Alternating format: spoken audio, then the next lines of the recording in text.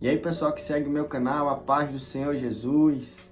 Hoje eu queria estar trazendo mais uma palavra aqui através deste canal para abençoar a sua vida. E a palavra de hoje se encontra lá em Lucas, no capítulo 24, versículo 49, que diz assim: E eis que sobre vós envio a promessa de meu Pai, ficai em Jerusalém, até que do alto sejais revestidos de poder.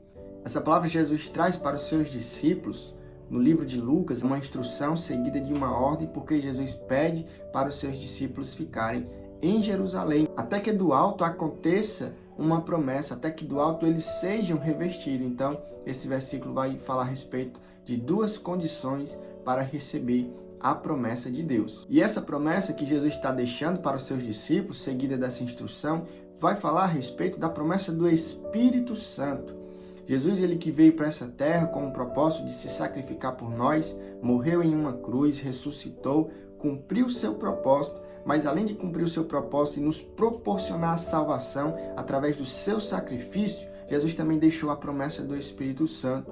A promessa de que além de recebermos a salvação pela fé em Jesus Cristo, também nós não estaríamos órfãos, nós não ficaríamos sozinhos, nós não ficaríamos desamparados, mas que Jesus deixava o Espírito Santo, o Espírito Consolador, ajudador sobre as nossas vidas, para nos ajudar, para nos auxiliar. É um pedido que Jesus fez para Deus, para o Pai, que Ele concedesse o Espírito Santo para cada um de nós. E aqui nos últimos momentos da vida de Jesus, nas últimas instruções que Ele deixa para os seus discípulos, Ele reforça essa promessa e dá essa ordem que nós acabamos de ler, que diz: Ficai em Jerusalém, até que do alto vocês sejam revestidos com o Espírito Santo de Deus. A promessa deixada por Jesus e a promessa cumprida por Deus. Jesus, ele veio, chamou discípulos, preparou cada discípulo.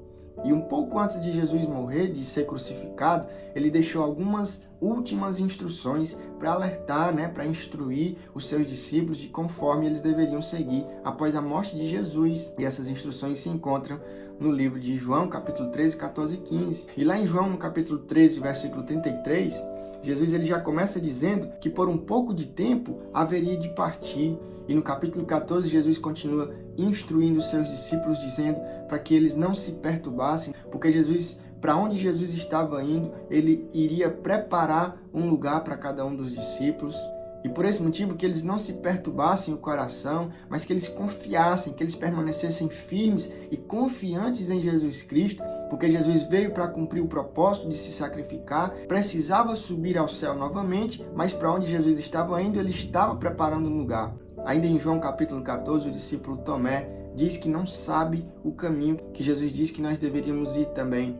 E Jesus diz que realmente nós não sabemos o caminho ainda, mas no versículo 6 diz que Ele é o caminho, a verdade e a vida. Jesus ele reforça e diz: Eu sou o caminho, a verdade e a vida. E não tem como ir ao Pai a não ser por meio de Jesus Cristo. Meus irmãos, esse capítulo 14 do livro de João é um capítulo muito forte. Talvez o capítulo mais profundo, com uma mensagem muito significativa para quem lê, para quem medita, para quem se aprofunda na leitura deste capítulo. Eu já te convido a ler João capítulo 14 por inteiro, por completo, e meditar e tirar as preciosidades que estão escritas nesse capítulo do livro de João. Aí no versículo 16 Jesus diz: Eu rogarei ao Pai e Ele vos dará outro Consolador. O que Jesus está querendo dizer com isso é que Jesus esteve na terra junto com os discípulos, chamou os discípulos, ensinou cada um dos discípulos, instruiu, orientou, deu direção, falou sobre a salvação, falou sobre tudo que precisava ser ensinado.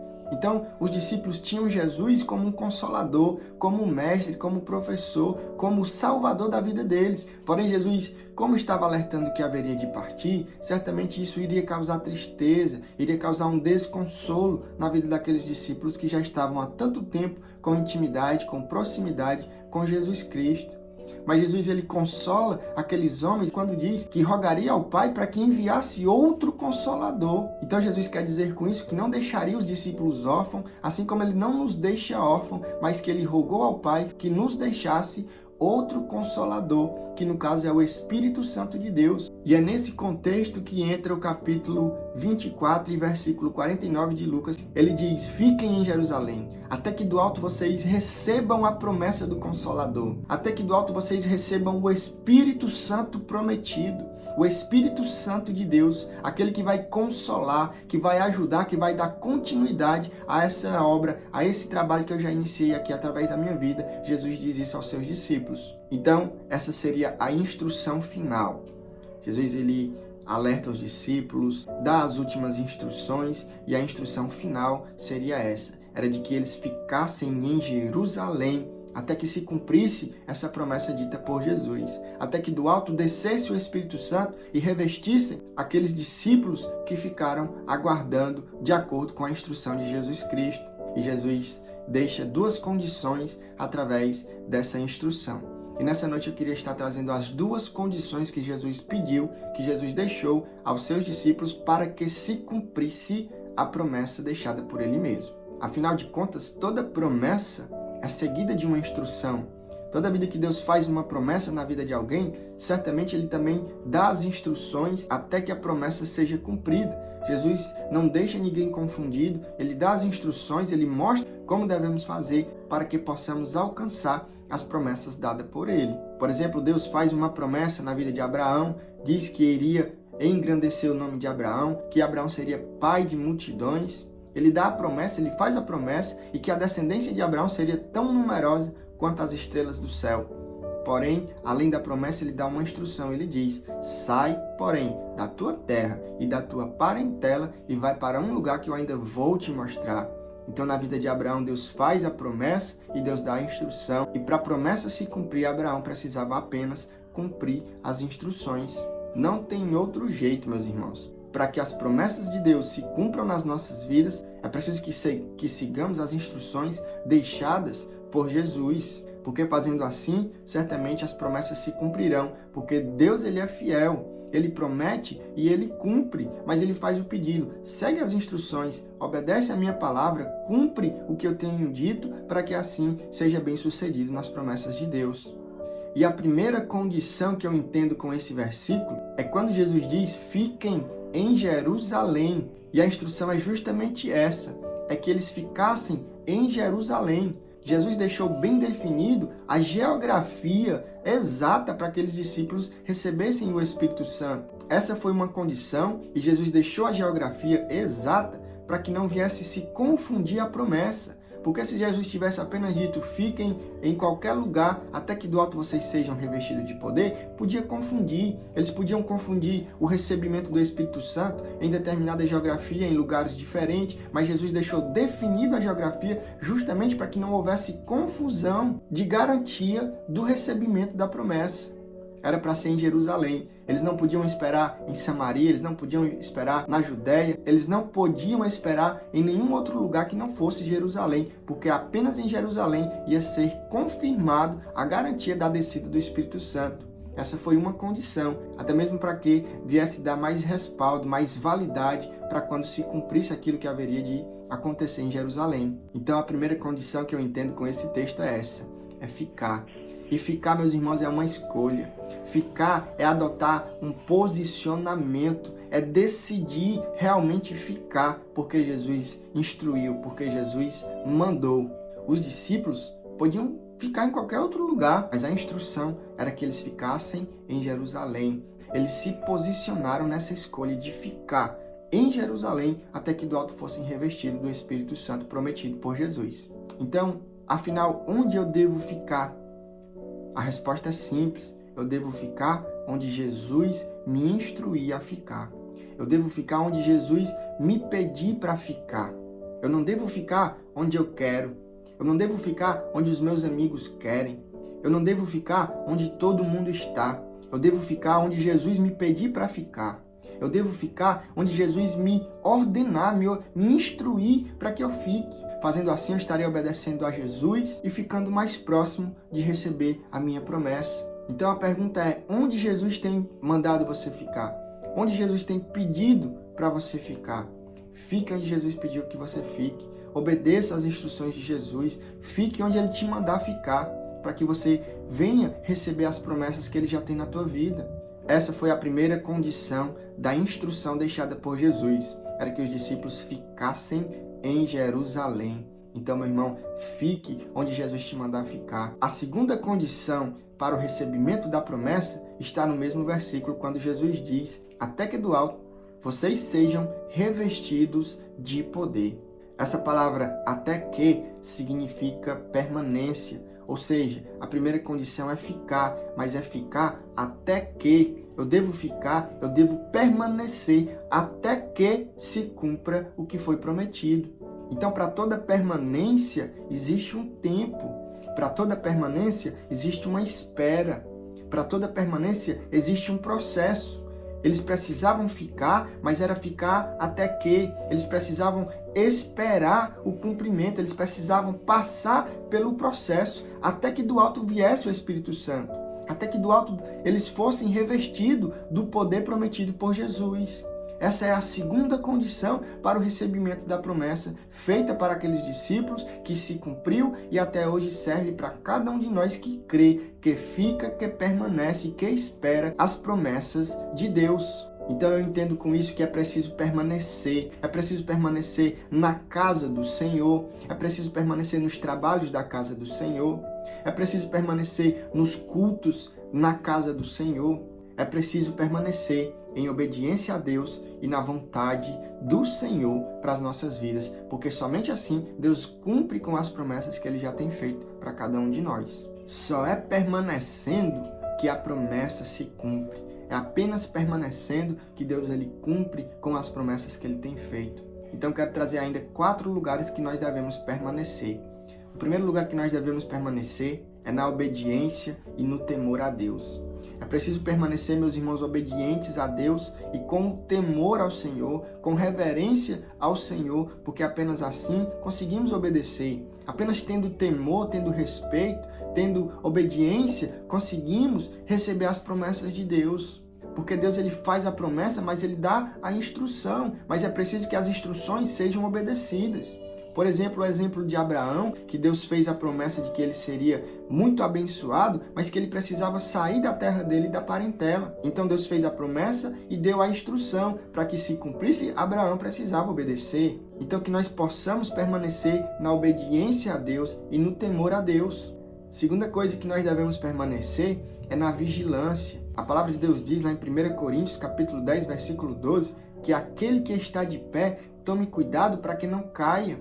Então é preciso que permaneçamos vigilantes, tomando cuidado para que nós não venhamos cair e nem sair do lugar que Jesus nos pediu para ficar. Aquele que não permanece vigilante, ou seja, aquele que está distraído, aquele que está adormecido, desatento, esse está fadado a cair, esse está correndo um sério risco de cair e de desagradar a Deus, e de desobedecer a Deus, e de sair da permanência, e de sair da obediência, e de perder a promessa feita por Deus. Então é preciso que permaneçamos vigilantes também, para alcançarmos as promessas de Deus. Terceiro lugar que nós devemos permanecer é nos caminhos estreitos de Jesus.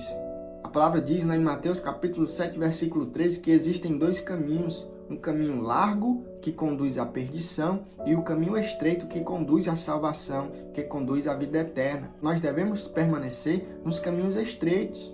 E por mais que sejam estreitos, é nele que nós devemos ficar, porque é o caminho estreito que conduz à salvação, é o caminho estreito que conduz à vida eterna. O caminho largo pode ser até largo, é o caminho das facilidades, é o caminho das distrações, é o caminho das concupiscências, dos desejos carnais, é o caminho das muitas possibilidades carnais que o homem escolhe para a sua vida. Mas o caminho largo conduz à perdição. O caminho largo conduz à condenação eterna e não é para lá que nós devemos querer ir. Afinal, se existe a promessa da vida eterna e essa vida eterna só é alcançada pelo caminho estreito, então eu devo também permanecer no caminho estreito. E o quarto lugar que eu devo permanecer é permanecer na fé. Lá em Hebreus capítulo 10, versículo 38 diz: mas o justo viverá pela fé, e se ele recuar, a minha alma não tem prazer nele.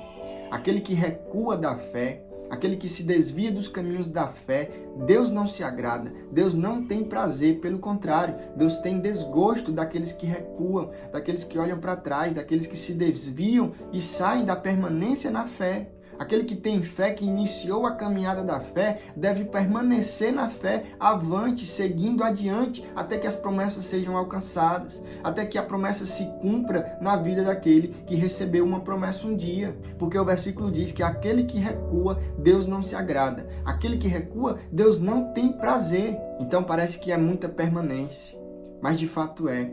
Precisamos permanecer, meus irmãos, permanecer na casa de Deus, permanecer nos trabalhos de Deus, permanecer na vigilância, permanecer na obediência, permanecer na fé, porque somente permanecendo é que alcançamos as promessas feitas por Deus. É preciso permanecer no processo, é preciso suportar as aflições do processo e é preciso, acima de tudo, permanecer até que do alto recebamos o revestimento. Então persevere buscando o revestimento, persevere buscando o Espírito Santo de Deus para a sua vida, persevere buscando as promessas de Deus na sua vida.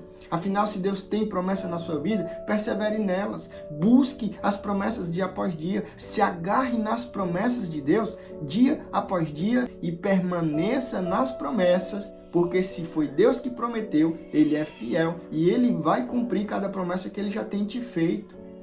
Ele só deixa essas duas condições, ficar e permanecer. Ficar e permanecer. Pode até parecer simples, mas requer renúncia, requer obediência, requer perseverança. E foi justamente por isso que Jesus precisou instruir os seus discípulos. E aqueles discípulos certamente ficaram em Jerusalém, eles permaneceram em Jerusalém até que do alto foram revestidos de poder. O Espírito Santo batizou aqueles discípulos, batizou aquelas pessoas que ficaram em Jerusalém, batizou aquelas pessoas que permaneceram em Jerusalém. E essa palavra do cumprimento se encontra lá em Atos, no capítulo 2, que eu também já te convido a ler. Atos capítulo 2 vai falar da descida do Espírito Santo que aconteceu em Jerusalém sobre a vida desses discípulos que ficaram e esperaram e permaneceram e foram revestidos do Espírito Santo de Deus. Jesus prometeu, Jesus cumpriu, o Espírito Santo desceu e até hoje está disponível para cada um de nós que crê nessa promessa, que acredita no Espírito Santo, que é o nosso consolador, que é o nosso ajudador, que é o nosso amigo fiel, o nosso companheiro, o Espírito Santo de Deus. Louvado seja Deus! O Espírito Santo já está disponível para nós. Basta que creiamos, que acreditemos no Espírito Santo e tenhamos comunhão com Ele. E busquemos dia após dia se relacionar com o Espírito Santo de Deus. Que bênção é o Espírito Santo. Que promessa linda do Espírito Santo, do ajudador, do consolador, do auxiliador. É uma promessa muito linda e que nós precisamos se agarrar nela. Crer no Espírito Santo, se relacionar com o Espírito Santo, ficar em Jerusalém e permanecer em Jerusalém para recebermos o revestimento do Espírito Santo para as nossas vidas. E aqui eu já concluo esse vídeo te fazendo esse convite. Busca pelo Espírito Santo, cria um relacionamento com o Espírito Santo de Deus, fala com Ele, Ele vai te ouvir, Ele vai te escutar, Ele vai te ajudar, Ele vai te consolar. Afinal, essa é a função do Espírito Santo. E veja a tua vida sendo transformada de uma maneira muito linda, feita pela própria mão de Deus. Então, eu já encerro por aqui te pedindo, se você não é inscrito, se inscreve no canal, curte o vídeo, comenta e compartilhe com o máximo de pessoas que você puder, porque quando você faz isso, você ajuda o crescimento do canal e mais vidas possam ser alcançadas e abençoadas pela palavra de Deus. E que Deus te abençoe em nome de Jesus.